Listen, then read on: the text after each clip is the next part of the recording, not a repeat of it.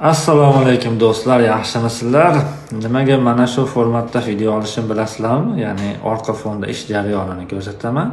Tumonlardagi o'zimni videodagi holatimni, gapirayotgan holatimni ko'rsataman. Sababi bu narsa video o'g'irlanmasligi uchun qilinadigan narsa.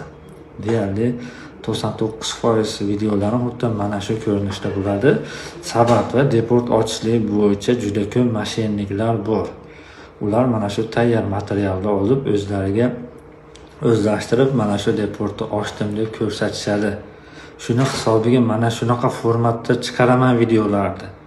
Ya'ni haqiqiyligini, o'zimnikiligini ko'rsatishlik maqsadida va boshqa moshenniklar o'g'irlay olmasligi uchun mana shu formatida videolar chiqadi. Isbotlari bilan ko'rsatib beraman. Sababi bu yerdagi mana bu Qashqadaryoda akamiz zapletini ochgan. Bu aka bilan umuman hech qachon ko'rishmaganmiz bir-birimiz bilan. Chunki Qashqadaryodan turib, men o'zim Andijondaman, menga onlayn holatda zakaz berdi. Mana 20-fevral kuni ishini tugatganman. Qaror chiqqan, ya'ni lekin o'tgan yil ishini boshlaganman.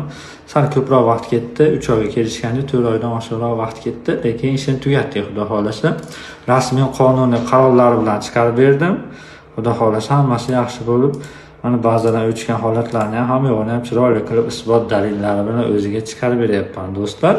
Xo'p, bunday holatdagi isbotlar bilan bemalol men qo'rqmasdan yursam ham bo'laveradi. Sababi hamma narsa qonuniy holatda ochilyapti. Birovni aldaganimiz yo'q. Anchadan beri ishlayapmiz bu sohada. Yangi emasmiz, tajribalar to'pladik, kuyadigan joylarimizda kuydik, ochadiganlarni ochdik, ocholmaydiganlarni ocholmadik.